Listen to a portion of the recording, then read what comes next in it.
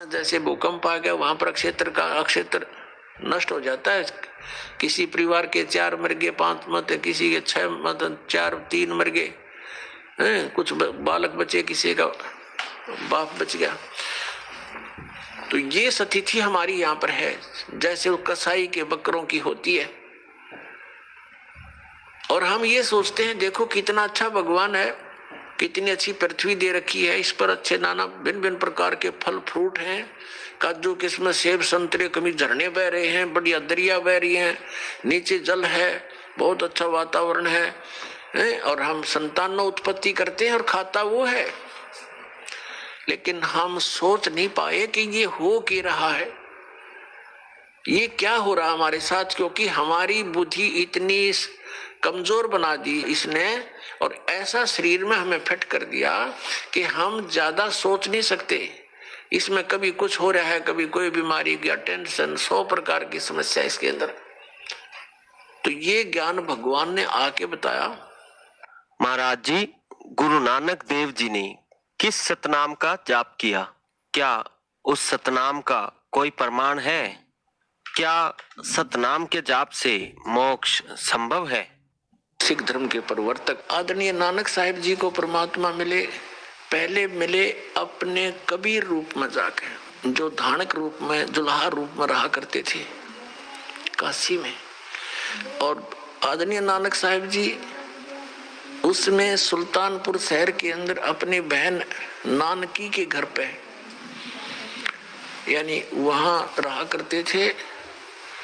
और सुल्तानपुर के नवाब के यहाँ मोदी खाने में नौकरी करते थे, क्योंकि उनके बहनोई श्री जयराम भी वहीं पर एक उच्च पद पर विराजमान थे, नवाब के पास ही। उन्हीं की शनाख्त पर उनको वहां नौकरी मिली थी। प्रतिदिन स्नान करने के लिए 1-2 नौकर जाता था साथ में, श्री नानक साहिब जी जाते थे। बेई नदी सुल्तानपुर के साथ से ही बह रही है, वहां स्नान करने जाते थे। एक दिन परमात्मा कबीर देव जी जिंदा महात्मा के रूप में मिले और प्रश्न उत्तरी की कि मैं एक भटका हुआ प्राणी हूँ, परमात्मा की खोज में घूम रहा हूँ, आपके बारे में मैंने बहुत कुछ सुना है, आप बड़े महात्मा हो, बड़े अच्छे भक्त हो, मैं आपसे कुछ ज्ञान प्राप्ति करना चाहता हूँ। अब नानक साहिब जी ने, जैसा भी उन्होंने ब्रजलाल पांडे से ज्ञान सुना था, बताने लगे कि विष्णु भगवान सर्वशक्तिमान है, यही 3 रूप धारण करके सारी स्थिति श्रेष्ठ भी जाप करते हैं। अब परमात्मा ने प्रश्न किया कि गीता जी का ज्ञान किसने बोला महात्मा जी? अब नानक साहिब ने कहा कि पहले मुझे गुरु बना, फिर बताऊंगा सारी बातें। अब परमात्मा ने कहा ठीक है, आप मेरे गुरु जी, मैं आपका बच्चा, मुझे ज्ञान करा दो, मुझे तो मोक्ष चाहिए। यहाँ गुरु शिष्य की कोई बातें नहीं है, मैं तो निकला भगवान के लिए हूँ। नानक साहब ने पूछा कि आपका इंट्रोडक्शन दीजिए। परमात्मा ने कहा कि मैं धानक हूँ, कबीर नाम है मेरा,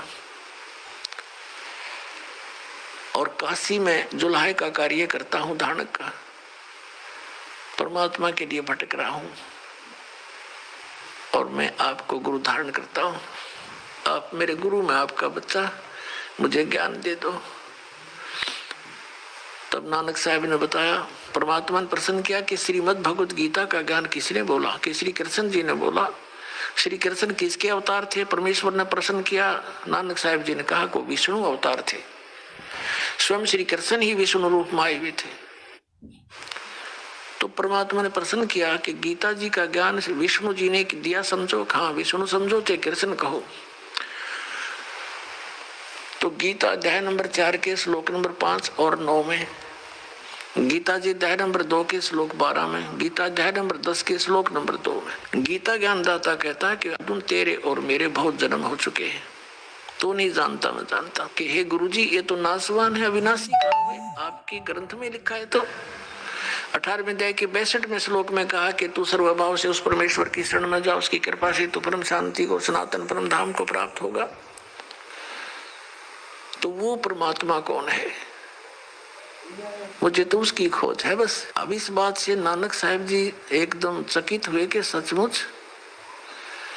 फिर परमात्मा ने बताया कि ब्रह्मा विष्णु महेश नाशवान है, इनकी जन्म मृत्यु होती है।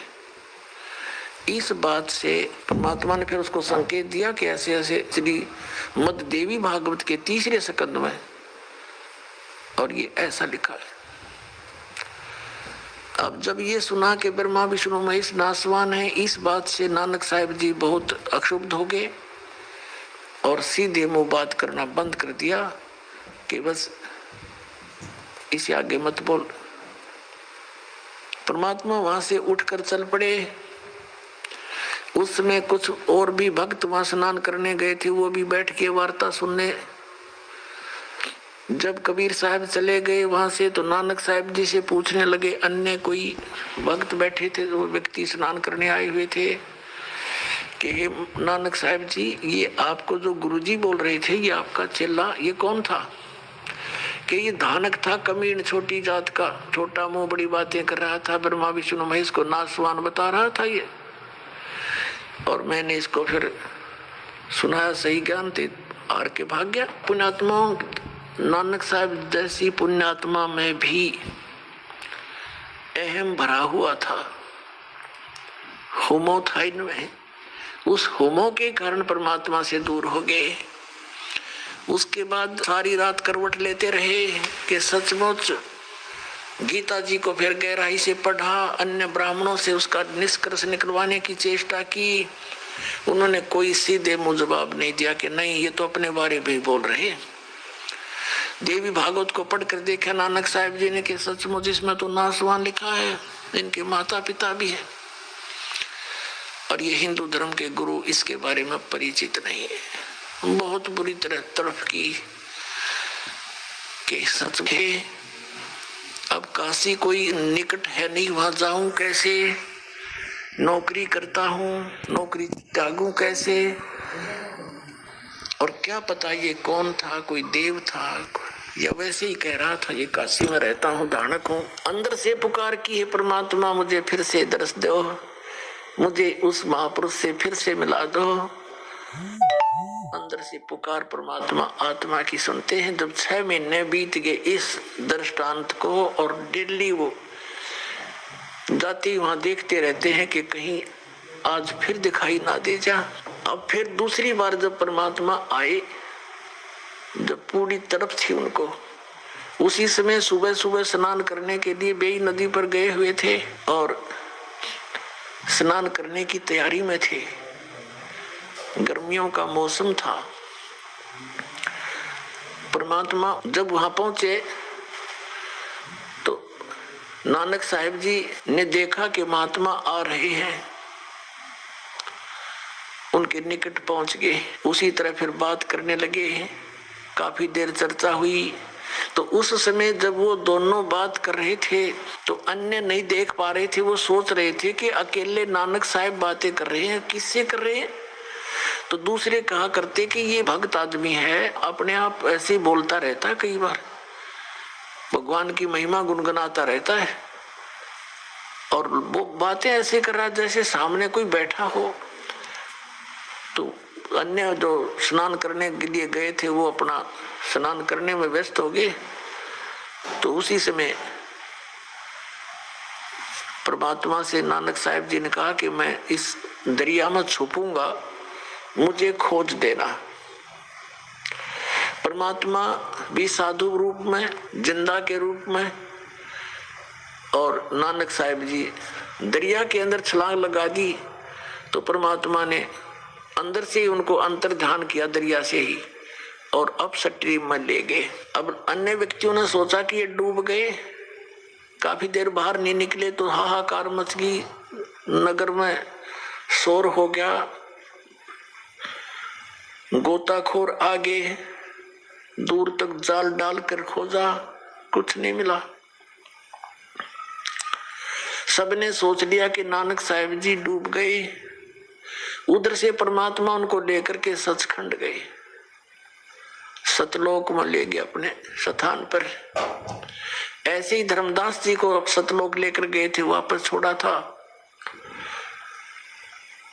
ऊपर जब सचखंड के अंदर गए, सब ब्रह्मांडों की स्थिति से परिचित कराया, श्री ब्रह्मा, श्री विष्णु, श्री शिव जी के लोक दिखाए, 21 ब्रह्मांड, ये सब रास्ते दिखाए।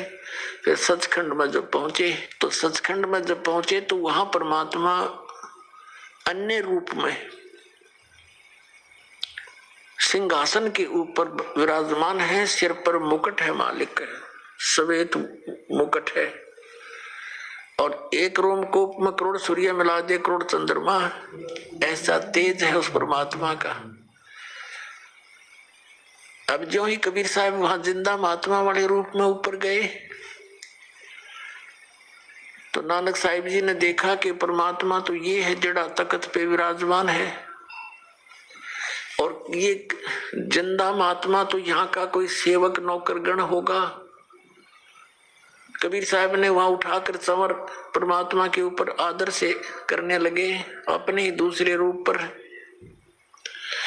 नानक साहिब जी ने सोचा कि कबीर तो सचमुच ही दुल्हा, ये तो साधु है, जिंदा यहाँ का नौकर है, ये है रब जो तख्त पर बैठा। इतने में वो तख्त पर बैठा हुआ परमात्मा खड़े हुए, जिसके एक रोमकूप में करोड़ सूर्य करोड़ चंद्रमा मिला दे, इतनी रोशनी है। और जिंदा महात्मा वाले रूप में परमात्मा जो नीचे से गए थे, वो तख्त पर बैठ के ओवरऑल कंट्रोलर के सिंहासन पर, और वो तेजो में शरीर जो था परमात्मा जिंदा वाले महात्मा पर चंवर करने लगा। अब नानक साहिब जी असमंजस में पड़ गए, भी भगवान कौन सा इनमें। इतने में तेजो में शरीर जिंदा वाले महात्मा के शरीर में समा गए। उस ओवरऑल कंट्रोलर के रूप में ओनली कबीर परमेश्वर ही रह गए, जिंदा वाले महात्मा के रूप में विराजमान थे। चंवर अपने आप ऊपर घूम रहा था। तब परमेश्वर ने कहा, वो अपनी प्यारी आत्मा दृढ़ भक्त श्री नानक साहिब जी से, मैं अब वर्तमान में बनारस में, काशी शहर में, भारतवर्ष के अंदर एक धानक की भूमिका कर रहा हूँ, जुलाही रूप में रहता हूँ, और वहां मैं सत संदेश दे रहा हूँ। और नानक साहिब जी से कहा कि आपका ये स्थान है, आप यहाँ से गए हुए हो, और लगभग 60,000 जन्म तो आपके बहुत अच्छी भगत के रूप में हो चुके हैं, और तेरे जैसी अच्छी आत्मा भी वहां भटक रही है उन साधनाओं के करने से, तो आम जीव का क्या होगा बच्चा। तब नानक साहिब जी ने कहा कि हे भगवान, सचमुच ये तो लोक ही अनोखा है, अजब लोक है ये तो, और मुझे यहीं रख लो प्रभु। तो परमात्मा ने कहा, आप वापस जाइए।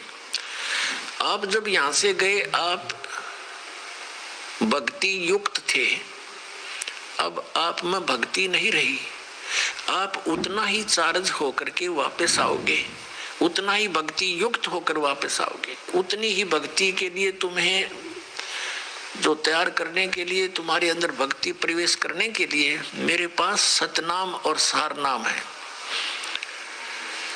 जिन अन्य मंत्रों से आप 1 करोड़ जन्मों में भी भक्ति संग्रहित नहीं कर सकते, संचित नहीं कर सकते, आप थोड़े ही समय में मर्यादा में रहते हुए उस सतनाम और आदि नाम से आप इतनी भक्ति युक्त हो जाओगे, 1000 युग में भी नहीं हो, जन्मों में नहीं हो सकते, जितना आप इन मंत्रों से थोड़े ही दिनों में, कुछ ही वर्षों में भक्ति युक्त हो जाओगे, यदि नियमित रहोगे तो। तब परमेश्वर ने कहा, वो अपनी प्यारी आत्मा दृढ़ भक्त श्री नानक साहिब जी से, मारे सत्य गुरु दे रहे, ए लारे सत्य नाम सुमरे मन